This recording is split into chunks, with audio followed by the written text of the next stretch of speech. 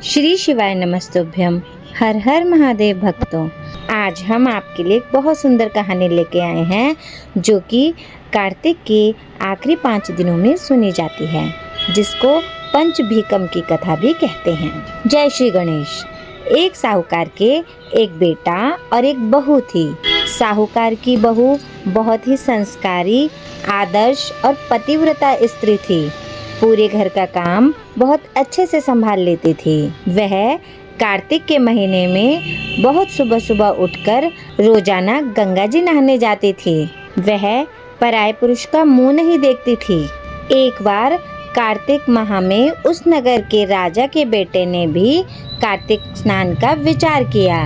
वह जब सुबह गंगा जी नहाने आया तो उसने देखा कि घाट गीला है। उसने सोचा कि मैं इतनी सुबह सुबह नहाने आता हूँ तो भी मेरे से पहले कौन नहा लेता है। 5 दिन कार्तिक के रह गए। उस दिन साहूकार की बहू तो स्नान करके जा रही थी और उसी समय राजा का बेटा स्नान के लिए आ रहा था। आवाज सुनकर वह जल्दी जल्दी जाने लगी, लेकिन जल्दबाजी में उसकी माला मोचड़ी टूट गई। राजा का बेटा जब घाट पर पहुंचा तो उसने घाट पर वह माला और मोचड़ी देखी। उसने सोचा, माला मोचड़ी इतनी सुंदर है तो इसे पहनने वाली कितनी सुंदर होगी। उसने पूरे गांव में घोषणा करवा दी कि जिस स्त्री की ये माला मोचड़ी है वह मेरे पास 5 दिन आएगी, तब मैं उसको माला मोचड़ी दूंगा। तब साहूकार के बेटे की बहू ने संदेश भिजवा दिया कि ये माला और मोचड़ी मेरी है। मैं 5 दिन गंगा जी के घाट पर आऊंगी और साथ ही एक साक्षी ले आना जो ये साख भर सके कि मैं 5 रातों तक वहाँ आई थी। राजा ने गंगा जी पर बिछावन करके एक तोते को पिंजरे में टांग कर रख दिया। वह सुबह आई, पहली पेड़ी पर पैर रखकर वह बोली, हे कार्तिक के ठाकुर, राय दामोदर, 5 पांडु, छठो नारायण, भीषम राजा, उस पापी को नींद आ जा। मैं सत की हूँ तो मेरा सत रखना। उसने प्रार्थना करी।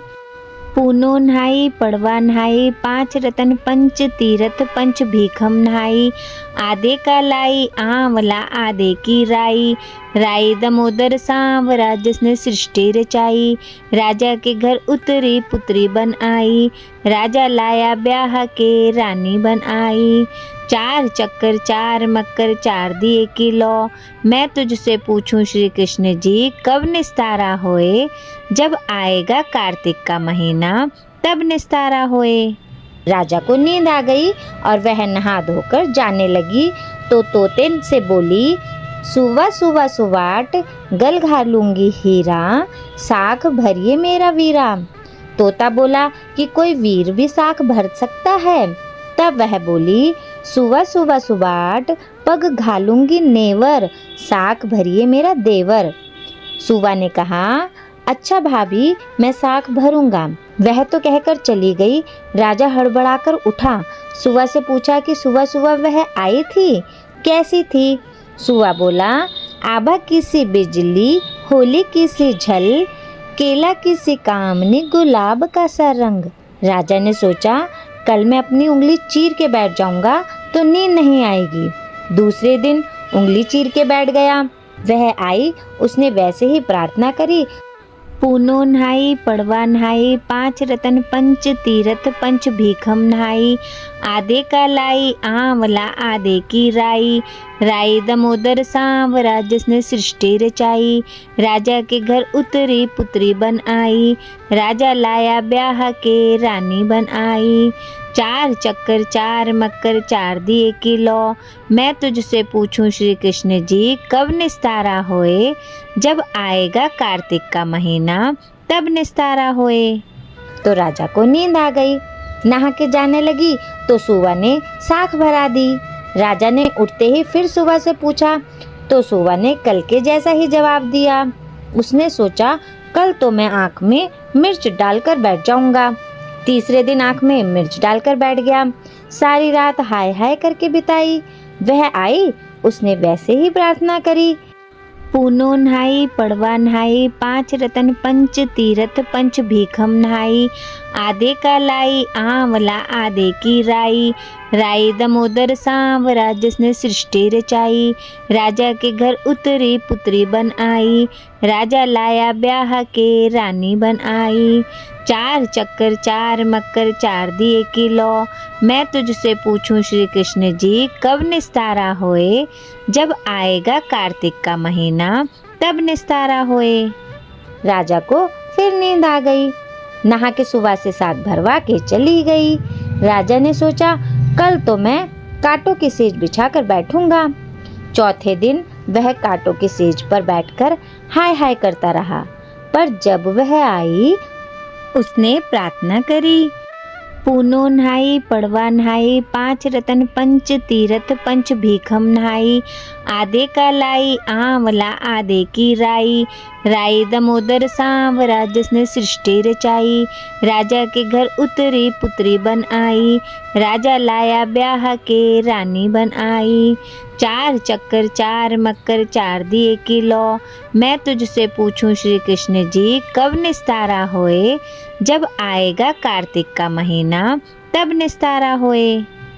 उसको नींद आ गई, वह प्रार्थना करके नहा के सुबह से साग भरा के चली गई। 5वें दिन राजा आग जलाकर उसकी राख पर बैठ गया। वह उस दिन भी प्रार्थना करती आई कि आज भी मेरा सत रखियो। उसने प्रार्थना करी। पूनो नहाई पड़वा नहाई, 5 रतन पंच तीरथ पंच भीखम नहाई। आधे का लाई आंवला आधे की राई, राई दमोदर सांवरा जिसने सृष्टि रचाई। राजा के घर उतरी पुत्री बन आई, राजा लाया ब्याह के रानी बन आई। 4 चक्कर 4 मक्कर 4 दिए की लौ, मैं तुझसे पूछूं श्री कृष्ण जी कब निस्तारा होए। जब आएगा कार्तिक का महीना तब निस्तारा होए। उसको नींद आ गई, उसने सुबह से साग भरा ली और कहा कि उस पापी से कह दियो मेरे 5 दिन पूरे हो गए हैं, अब मेरी माला मोचड़ी मेरे घर भेज देगा। राजा ने उठते ही सुबह से पूछा कि वह आई थी क्या। सुबह बोला आई थी, अपनी माला मोचड़ी मंगाई है। थोड़े दिन बाद राजा के कोढ़ निकल आया, त्राही त्राही पुकारने लगा। ब्राह्मण को बुलाकर पूछा कि सारे शरीर में जलन कैसे लग गई। ब्राह्मण बोला कि यह कोई पतिव्रता स्त्री का पाप धरा है जिससे लगी है। राजा ने पूछा कि अब कैसे ठीक होगा। ब्राह्मण बोला कि तुम उसको धर्म की बहन बनाओ और उसके नहाए हुए जल से नहाओगे तो तुम्हारा जलन कोढ़ ठीक होगा। राजा माला मोचड़ी लेकर उसके घर गया और साहूकार से बोला कि ये तेरी बहू गंगा पर भूल गई थी, यह उसे दे दो और कह देना कि अपने नहाए हुए जल से मुझे नहला दे। साहूकार बोला कि वह तो पराये पुरुष का मुंह नहीं देखती, तू इस नाली के नीचे बैठ जा, वह नहाएगी तो तेरे ऊपर पानी पड़ जाएगा। राजा नाली के नीचे बैठ गया, वह नहाएगी, जल गिरने से राजा की काया कंचन सी हो गई। हे पंचभीखु देवता, जैसे आपने साहूकार की बहू का सत रखा वैसे हम सब का रखना। कहानी को कहते सुनते का हुंकारा भरते हुए सब पर दया करना। बोलो कार्तिक के ठाकुर राई दामोदर पंचभीखु छठो नारायण भीषम राजा की जय। श्री शिवाय नमस्तुभ्यम। हर हर महादेव भक्तों।